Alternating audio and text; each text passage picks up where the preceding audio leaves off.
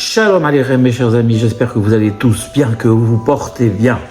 Eh bien, les deux dernières parachiotes du Sefer Bamidbar, Matot ou Maseh, vont nous amener à parler d'un sujet sensible, ce conflit qui dure depuis des décennies entre les partis religieux orthodoxes et les partis laïcs concernant l'enrôlement des étudiants talmudiques des yeshivot au sein même de l'armée. Alors, doit-on le faire? Ne doit-on pas le faire?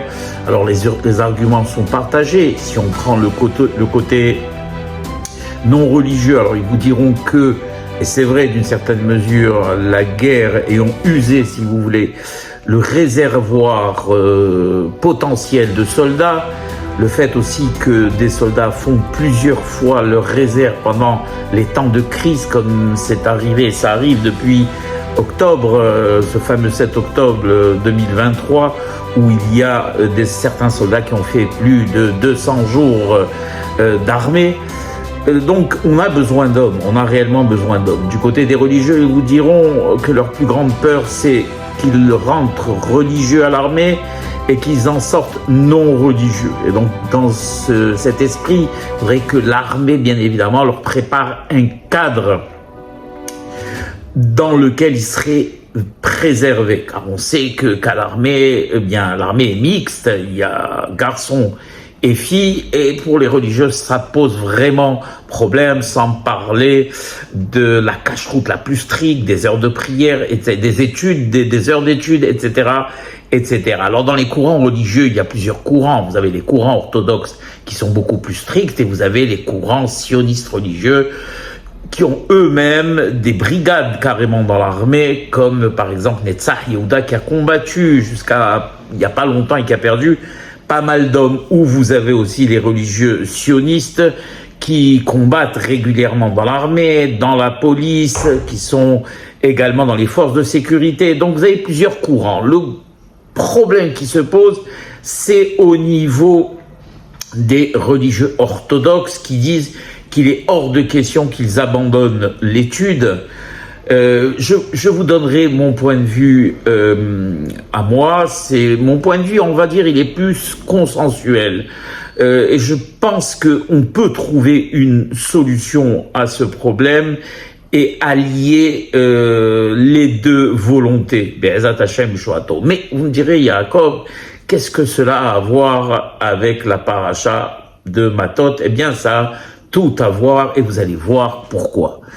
Donc déjà, Matot, si vous voulez, c'est la fin de la troisième partie de la saga Balak, Bilam et Am Israël. Vous connaissez toute l'histoire, je ne vais pas y revenir dessus. Les Bnei Israël ont fauté gravement, ça leur a coûté plus de 200 000 hommes parce qu'ils avaient fauté sexuellement avec les filles de Midian. Alors, Hakadosh Baruch Hu, dans la paracha de Matot, suite et fin, nous dirons, va demander à Moshe, qui lui-même va demander au Bnei Israël d'extraire 1000 hommes par tribu et d'aller combattre le peuple de Midian pour venger ce qu'ils leur avaient fait, la honte qu'ils avaient fait, le sacrilège qu'ils avaient provoqué et la punition qu'ils avaient subie. Donc, comme le dit le pasouk d'entrée, Vaïmaseru me alfei Israël, elef lemate, shnem asar elef halutze tzava. Et donc, on a extrait de chaque tribu, vous savez qu'il y avait 12 tribus, de chaque tribu 1000 combattants, donc au total 12 000 combattants. Et dans cette guerre, Am Israël a eu une victoire éclatante.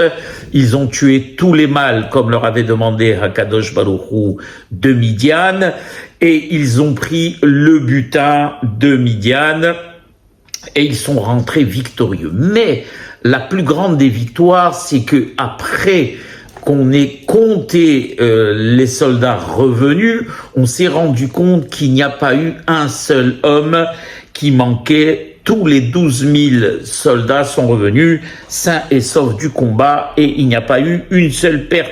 Et c'est vraiment un grand miracle quand on sait que même dans une guerre victorieuse, même du côté des victorieux, de l'armée victorieuse, eh bien, il y a des morts aussi également, n'est-ce pas?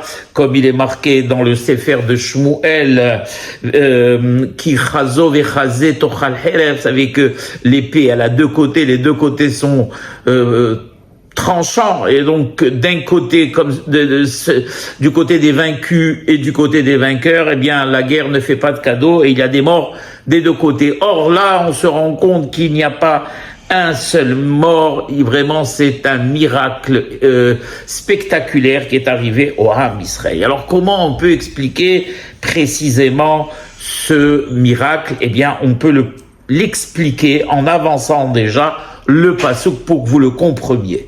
Il est marqué, Vaïdaber Moshe El Ham, les morts, et Moshe s'adressa au peuple en ces mots, et Haletsumi Terem Anashim Latsava. Et donc, extrayer des hommes pour l'armée, Elef Lamate, les Chol Matot Israël Tishlechu Latsava, 1000 par tribu, de toutes les tribus, vous enverrez à l'armée.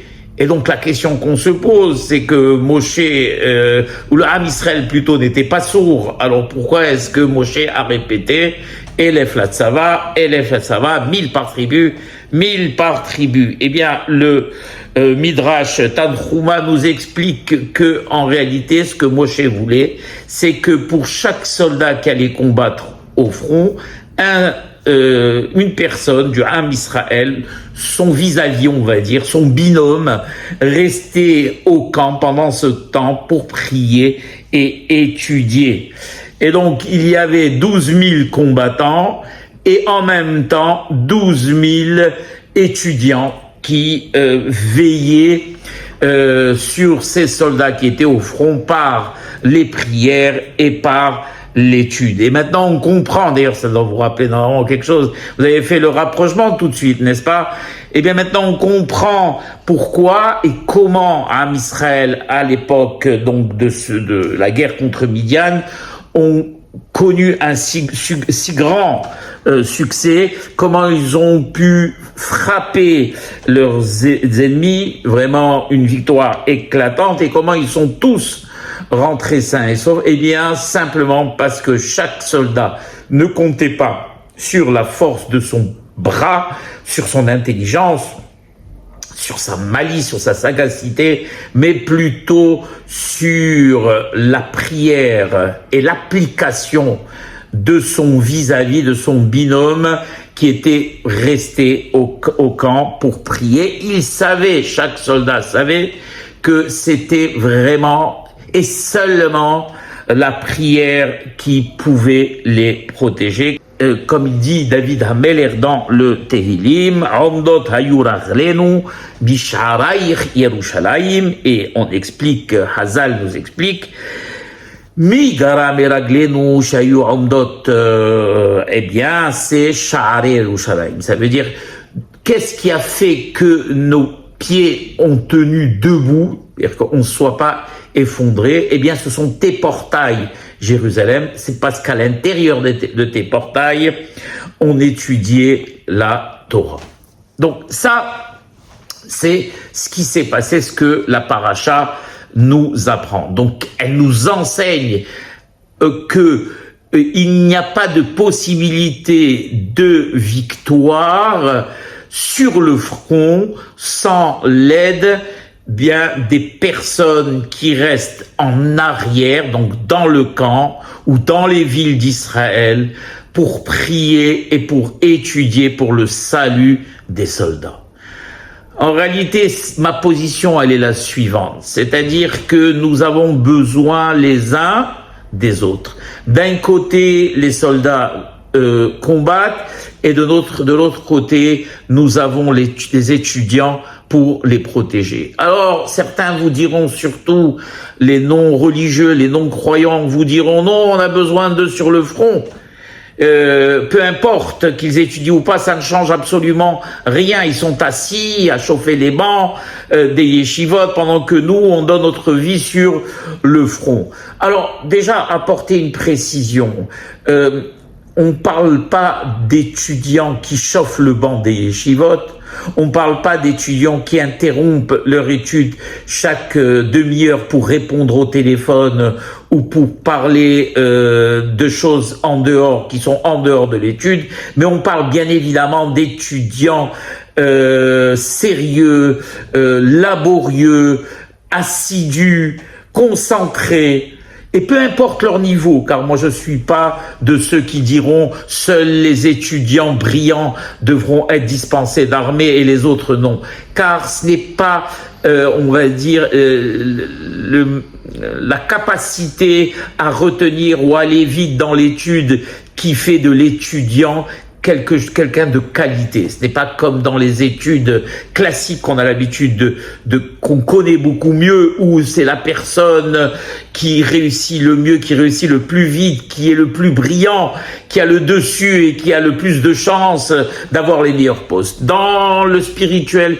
ce n'est absolument pas ça. Kadosh Baruch Hu ne calcule pas, ne donnera pas plus de points à une personne qui retient plus vite, qui avance plus vite qu'une autre personne, car tous ces dons-là sont donnés par Akadosh Baruch Hu lui-même. Ce qu'Akadosh Baruch Hu demande le plus, c'est Rahamana Libaba, c'est-à-dire qu'Akadosh Baruch Hu recherche et mettre le cœur de la personne.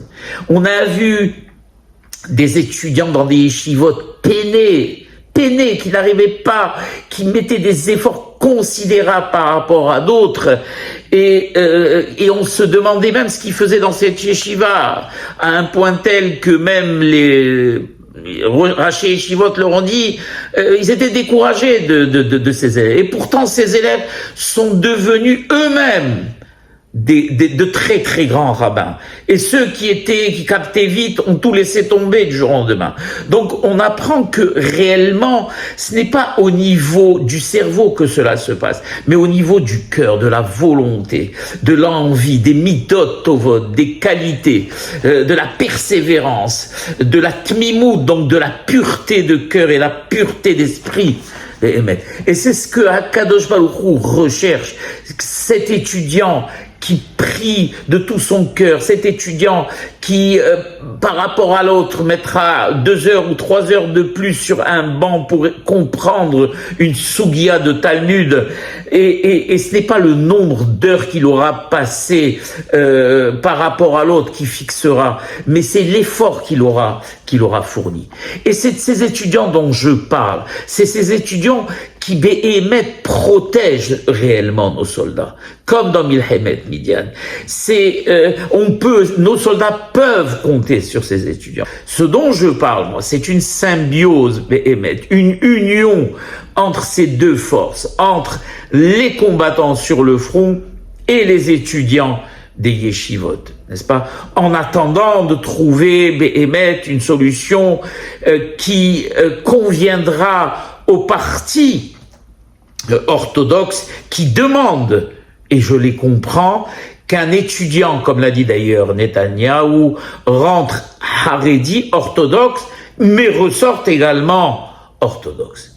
Alors, la question qu'on doit se poser, c'est pourquoi il faut qu'il y ait obligatoirement ce binôme spirituel et matériel. D'un côté, qu'on ait des combattants sur le front qui se battent en armes, et d'un autre côté, d'autres types de combattants qui, eux, se battent contre les forces du mal et qui protègent le Ham Israël par l'étude et la prière. Eh bien, parce qu'Akadosh Baruch Hu l'a voulu. Il faut savoir, comme l'a dit Yitzhak Avinu au moment où il a béni son fils Jacob, vous connaissez tous cette histoire où Isaac ne voyait plus, et Jacob avait mis les habits de Esav et s'était présenté à son père, et Isaac qui ne voyait pas avait touché les habits, et c'était des peaux, et comme Esav était velu, donc il a dit cette fameuse phrase à Kol Yaakov ve'yadayim yedei Esav. La voix que j'écoute, une voix pleine de Torah, pleine de Baruch Hashem, est bien la voix de Yaakov. Mais les mains que je touche sont les mains de Esav. Il était étonné. Alors qu'est-ce que cela veut dire? Les Hachamim nous expliquent que cela veut dire que en réalité, ce qu'Isaac a dit, c'est que tant que la voix de Jacob résonnera dans les maisons d'études, dans les temples, dans les synagogues, alors les mains de Esav, donc les mains des nations, ne pourront rien. En réalité, comme l'a dit le prophète, Al-Tiré, Itola, Yaakov, n'aie point peur, vermisseau, Jacob. On aurait pu trouver un plus beau qualificatif pour Jacob que le terme de vermisseau. N'aie pas peur, lion Jacob, n'aie pas peur, aigle royal Jacob, mais vermisseau, on va dire, c'est pas très flamboyant comme qualificatif. Alors les Chachamim nous disent vermisseau. Pourquoi le vermisseau? Eh bien, ma tola'at koha befia af Israël koham befiem. Alors ça veut dire quoi? Ça veut dire que de la même manière que le vermisseau, quand on le voit, c'est un être fragile qui ne représente rien et qu'il a une bouche sans dents même. Mais le vermisseau arrive à percer un chêne de part en part, n'est-ce pas? Par sa bouche molle, sans dents, il arrive à passer de part en part de ce chêne. Eh bien, ils disent les Chachamim de la même manière. Am Israël, par la force de sa prière, par la force de son étude, arrive à déchirer les cieux et à faire parvenir leurs cris et leurs doléances à Akadosh Baruch Hu sans que rien ne les arrête. Eh bien, la force de Jacob, comme l'a dit lui-même Isaac, se situe dans la prière, la supplication et dans le spirituel. Alors on me dirait, Am Israël se base sur cette fronde. Pourquoi donc?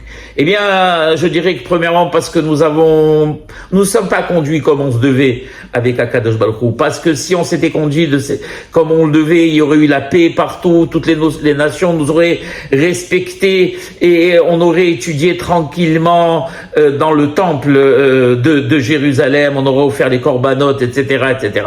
Ça viendra, il faut prier pour que ça vienne très très vite, Be'ezat Hashem. Mais en attendant, étant donné qu'on ne s'est pas conduit comme on le devait, le second temple a été détruit, on n'en voit pas encore la fin. C'est pas le premier temple au bout de 70 ans, il a été reconstruit. Le deuxième temple, ça fait plus de 2000 ans. Et on n'en voit pas encore, ne voit pas encore cette reconstruction. Et tout ça, pourquoi? Parce que nous avons été des banim shovavim, des enfants turbulents, en employant un gentil terme. Et donc, Hakadosh Baruch Hu fait en sorte, malheureusement, qu'on nous impose cette guerre. La guerre n'est pas la omanout, n'est pas, on va dire, le métier du Ham Israël. Le métier du Ham Israël repose sur la prière. Le métier de Esav, donc des Umot, donc des nations du monde, elles repose sur l'épée. Alors, Akadosh Baruch Hu, il va faire en sorte qu'on nous impose un métier qui n'est pas le nôtre, celui du combat, mais qu'en même temps on comprenne que le combat n'est en réalité qu'un habit et que la victoire ne vient que de chez Akadosh Baruch Hu. On doit faire la ishtadlouk. Le cheval est prêt pour la guerre, mais la délivrance et la victoire nous vient d'Akadosh Baruch Hu, c'est clair. Et donc, on va aller combattre, on va aller sur le front, on va user de toutes les technologies, de toute la malice, bien évidemment, et on a le devoir de faire le maximum d'efforts pour gagner et vaincre nos ennemis comme on le fait sur cette front. Mais, en même temps, on doit savoir que le salut, notre salut et nos victoires ne proviennent pas de notre malice, mais elles proviennent des personnes qui, au moment même où nos soldats sont sur le front, prient pour nos grands-mères, nos mères, nos étudiants dans les yeshivot, nos rabbins qui font un travail colossal et qui empêchent les forces du mal de nous faire du mal. Hasve Halila. Il y a un très bel exemple qui va bien illustrer ce que j'ai dit jusqu'à maintenant.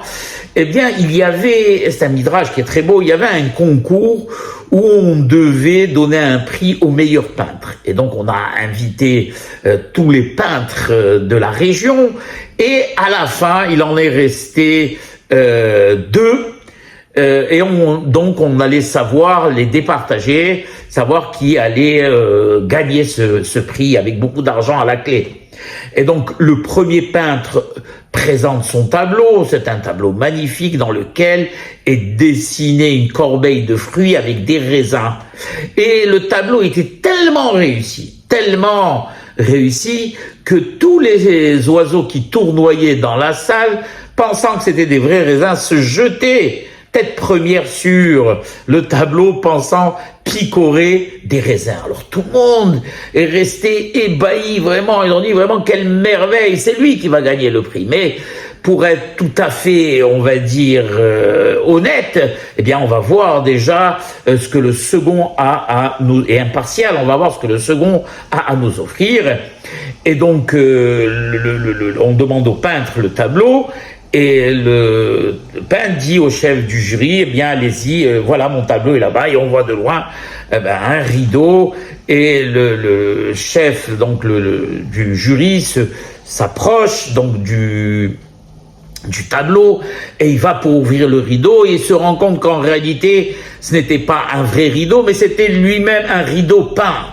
Alors là, vraiment, tout le monde s'est mis à applaudir. L'effet d'illusion était tellement extraordinaire que lui n'a pas réussi à tromper seulement un oiseau, mais il a réussi à tromper un humain. Et donc, bien sûr, on lui a décerné le prix. Qu'est-ce que veut nous dire ce midrash? Eh bien, il veut nous dire une chose, une très belle chose. Hannah, vous connaissez Hannah, la maman du prophète Samuel, cette merveilleuse prière qu'elle avait fait dans le Mishkan, elle a dit Ve'en sur qu'Elohenu, et il n'y a pas plus grand rocher donc que notre Dieu, que notre Créateur. Mais les Hachamim nous disent Al tikre tsur elat tsayar, ne lis pas.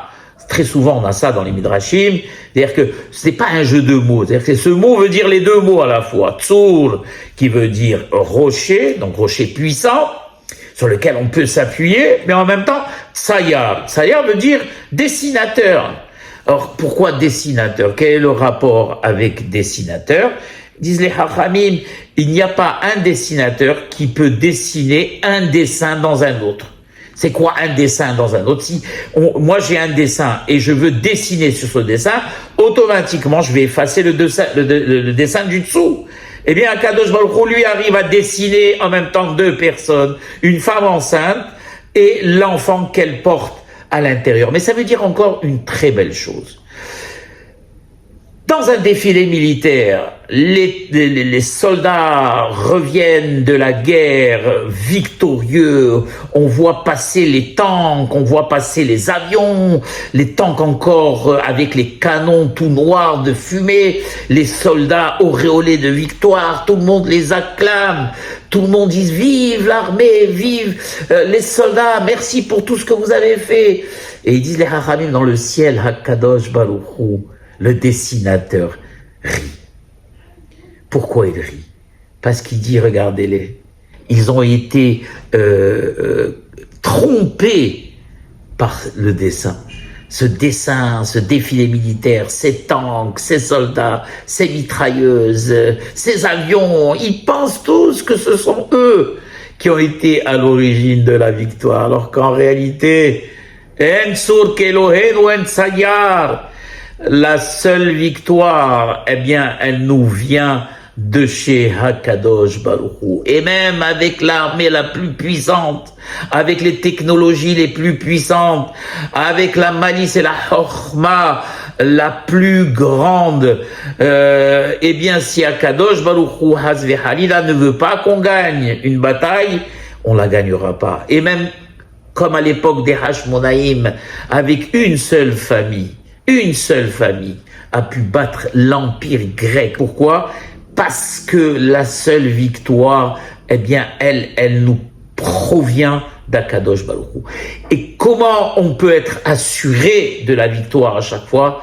Quand on se conduit en bons enfants, quand on est en bonne relation avec Akadosh Baruch Hu, quand on fait sa volonté, quand on applique sa Torah et ses mitzvot, quand il n'y a pas de sinat hinam, quand il n'y a pas de guerre interne et quand on règne le shalom à l'intérieur du Ham Israël, alors comme à l'époque de Ahav, les Hachamim, qui était un roi d'Israël, un impie, et à son époque, c'était tous des idolâtres. Pourtant, quand ils sortaient en guerre, eh bien, ils revenaient tous auréolés de victoire. Et à l'époque de David Ameller, qui a écrit Télim, le roi le plus saint d'Israël, eh bien, malheureusement, il y avait des morts. Pourquoi? Parce que parmi eux, il y avait des délatorim, il y avait de la sin'a à l'intérieur, malheureusement. Donc, on voit que d'une part, que d'un côté, nos soldats à nous, religieux ou laïcs, forment un tout avec nos étudiants dans les yeshivot orthodoxes, et que si la paix entre eux règne, ils sont complémentaires les uns aux autres. Les soldats empêcheront Hazve Halila, l'ennemi, de rentrer en Eretz Israël, et les étudiants également protégeront les soldats qui auront toujours le dessus, Be'ezat Hashem, sur nos ennemis. Eh bien, c'est ce que la paracha de Matot veut nous apprendre, et j'espère que Be'ezat Hashem, nous en tirerons tous une très belle leçon. Baruch Adonai Le'olam, Amen ve Amen.